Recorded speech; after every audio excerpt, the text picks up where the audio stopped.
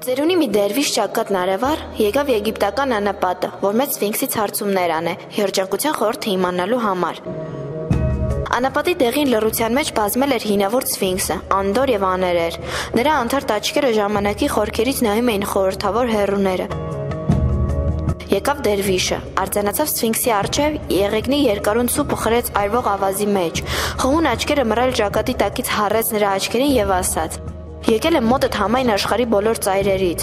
ծայրերից հարցումներ եմ արել իմանալու, թե ինչ է երջանկությունը, որն է նրա իմաստը, եւ մնացել եմ անպատասխան։ Գալիս եմ այժմ նվիրական Սինայի ժայռերի գագաթից, ուր Մովսեսը պատգամներ առավ, հարցումն եմ արել այն անխոս բարձրունքից եւ մնացել անպատասխան։ Քայլել եմ նեղոսն ի վեր, տատասկները խոցել են սրունքներս, եւ արևը կիզել է ալեհեր ճակատս, եւ հասել եմ քո դռանը, արդ, բաց քո շրթունքը, հավիտյան գոցված աշխարհի համար, եւ քո իմաստուն, քո անվրդով աչքերով ինչ որ տեսել ես դարերի շեղջում, ասա, հայտնիր, հարցնում եմ, ինչ է մարդկային կյանքի երջանկությունը։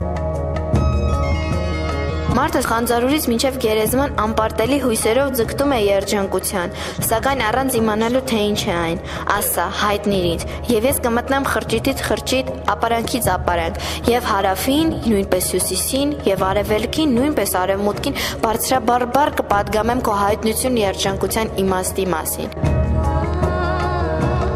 Եվ լռությունը մեծ անապատի ծերուկ դերվիշի հարցումքից հետո նորից ծանրացավ, եւ հինավուրց սֆինքսը նորից նայում էր անթարթ, անեզր հեռուն։ Անցան օրեր, անցան գիշերներ, եւ դերվիշը անքուն ու կանգուն արձանացավ նրա առջև, ակնապիշ սպասում էր պատասխանի եւ պատասխան չկար։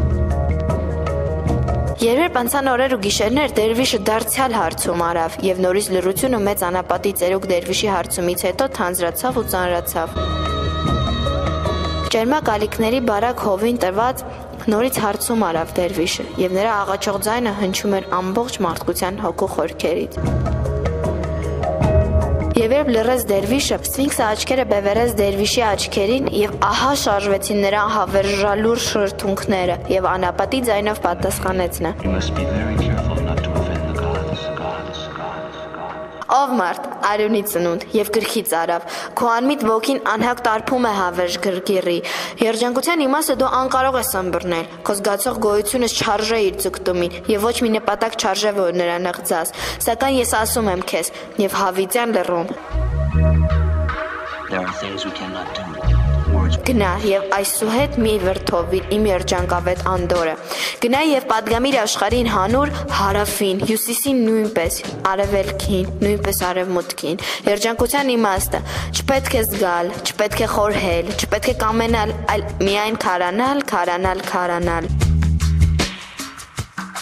Եվ նորից քարացան հինավուրց սֆինքսի շրթունքները, եւ նա հավերժորեն անխռով եւ անվրդով սևեռեց իր անքթիթ աչքերը դեպի անծայրածիր հեռուները, եւ նորից խորասուզվեց ծովի հանգստի մեջ, եւ անապատի անհուն լռությունը թանձրացավ ու ծանրացավ նորից։